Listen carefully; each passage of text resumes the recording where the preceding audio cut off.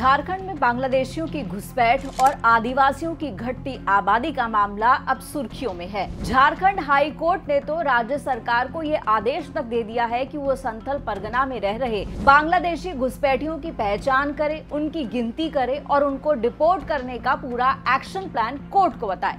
झारखंड के दुमका, पाकुड़, जामताड़ा, देवघर, साहिबगंज और गोड्डा जिले हैं जहां डीएम को ये आदेश हुए हैं कि वो ये अदालत को बताएं कि इन जिलों में कितने घुसपैठिए रह रहे हैं। दरअसल जमशेदपुर के रहने वाले दानियाल दानिश ने झारखंड हाई कोर्ट में पीआईएल फाइल की थी कि सांथल परगना में बड़ी तादाद में घुसपैठिए दाखिल हो गए हैं, जिससे वहां की डेमोग्राफी चेंज हो रही है और आदिवासियों की संख्या लगातार घटती जा रही है। जनसंख्या इसलिए घट रही है क्योंकि सांथल परगना में बांग्लादेशी घुसपैठिए आदिवासी महिलाओं से शादी कर रहे हैं, उनका धर्म परिवर्तन कर रहे हैं और जमीनों को गिफ्ट डीड के जरिए हथिया भी रहे हैं। घुसपैठियों ने बहुत बड़ी तादाद में मस्जिदें और मदरसे बना लिए। सांथल परगना की बात करें तो बांग्लादेश सिर्फ यहाँ से 15 किलोमीटर दूर पड़ता है।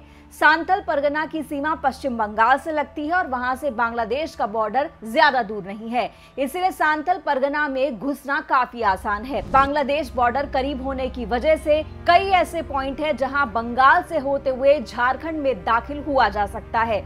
झारखंड का पाकुड़ जिला बांग्लादेश बॉर्डर के सबसे पास पड़ता है। घुसपैठ करके झारखंड में बसने वाले बांग्लादेशियों के पास तो कई बार दोनों ही देशों के आइडेंटिटी कार्ड मिले हैं, जिससे वो आराम से बांग्लादेश और भारत दोनों ही देशों में आ जा सकते हैं। सांथल परगना के करीब सभी जिलों में आदिवासी घट रहे हैं और पिछले कुछ सालों में संथल परगना में मुसलमानों और ईसाइयों की आबादी तेजी से बढ़ गई है। बांग्लादेश बॉर्डर के सबसे करीब पाकुड़ जिले में पिछले 10 साल में मुसलमानों की आबादी 40% तक बढ़ गई है।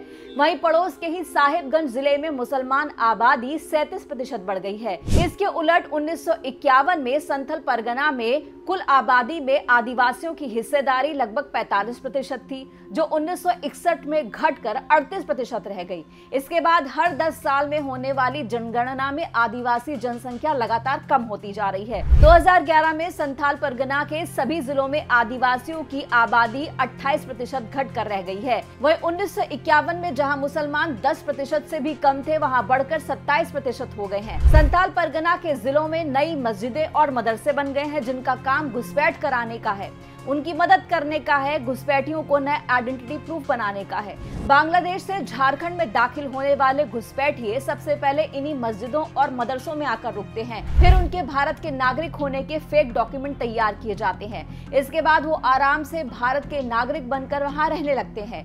झारखंड में बांग्लादेश से आने वाले घुसपैठियों के लिए फेक डॉक्यूमेंट बनाने के लिए बाकायदा एक फेक वेबसाइट भी चलाई जा रही थी और सरकार को इसकी खबर भी है। पिछले साल ही गृह मंत्रालय ने एक डॉक्यूमेंट रिलीज किया था। इसमें बताया गया था कि 120 से ज्यादा फेक वेबसाइट्स नकली बर्थ सर्टिफिकेट बनाने का काम कर रही हैं। होम मिनिस्ट्री ने एडवाइजरी भी जारी की थी। इसके बाद झारखंड पुलिस की स्पेशल ब्रांच ने सभी जिलों के एसएसपी और कलेक्टर्स को चिट्ठी लिखी थी और बताया था कि संथाल परगना में बड़ी तादाद में घुसपैठिए दाखिल हो रहे हैं। झारखंड पुलिस की स्पेशल ब्रांच ने अपनी चिट्ठी में लिखा था कि घुसपैठियों को मदरसों में, मस्जिदों में पनाह दी जा रही है, उनके नाम वोटर लिस्ट में डाले जा रहे हैं। झारखंड में बसाने का पूरा नेटवर्क चल रहा है, पूरा मोडस ऑपरेंडी चल रहा है। संथाल परगना के साहिबगंज जिले के बीजेपी विधायक अनंत ओझा ने तो चुनाव आयोग को चिट्ठी लिखी थी, शिकायत की थी कि उनकी असेंबली सीट राजमहल में 8 से लेकर 10,000 मुस्लिम वोटर्स अचानक से बढ़ गए हैं और राज्य सरकार इसकी जांच नहीं करा रही है। भारत की नागरिकता हासिल करने के बाद घुसपैठियों का असली खेल शुरू होता है। वो आदिवासी लड़कियों को अपने जाल में फंसाते हैं, उनसे शादी करते हैं, उनकी जमीनें हड़पते हैं। असल में आदिवासी अपनी जमीन किसी को बेच नहीं सकते, किसी के नाम नहीं कर सकते। संथाल परगना टेनेंसी एक्ट के तहत ट्राइबल्स अपनी जमीन लीज पर भी नहीं दे सकते हैं। इसीलिए घुसपैठियों ने एक नया तरीका इजाद किया है आदिवासियों की जमीन हड़पने का। घुसपैठिए इसके लिए आदिवासियों से गिफ्ट डीड कराते हैं, यानी एक डॉक्यूमेंट तैयार कराते हैं, आदिवासियों से उनकी जमीन गिफ्ट में अपने नाम करा लेते हैं। इन जमीनों पर अवैध काम होते हैं। अप्रैल 2022 में दुमका में हथियारों की एक अवैध फैक्ट्री पकड़ी गई थी।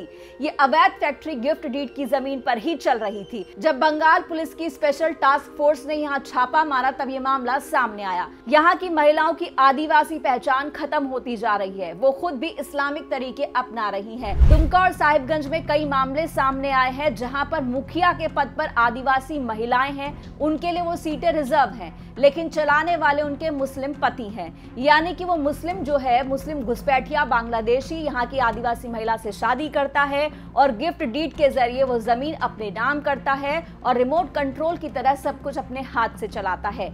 मामला आदिवासियों के संसाधनों का, उनकी जमीनों का, उनके अधिकारों का है, उनके अधिकारों के हनन का है, उनकी जमीनों पर कब्जे का है। इसलिए झारखंड में अवैध घुसपैठ का एक बड़ा सियासी मुद्दा बन चुका है।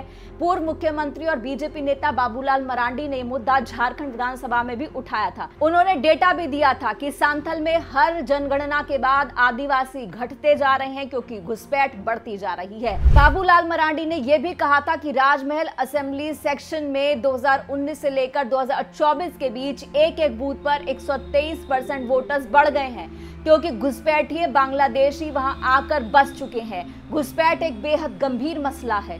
गंभीर मसला इसलिए है क्योंकि भारत के अंदर घुसपैठ हो रही है।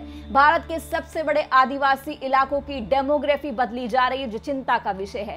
फेक डॉक्यूमेंट्स तैयार किए जा रहे हैं जिससे भारत की नागरिकता हासिल की जा सके और एक राजनीतिक मसला नहीं है बल्कि राष्ट्रीय सुरक्षा की बात है। और नेशनल सिक्योरिटी का मुद्दा हो तो कोई राजनीति नहीं होनी चाहिए। इन घुसपैठियों की पहचान होनी चाहिए। जहां जहां ये भारत में रह रहे हैं, इनकी पहचान करके इनको इनके देश डिपोर्ट करना बहुत जरूरी है।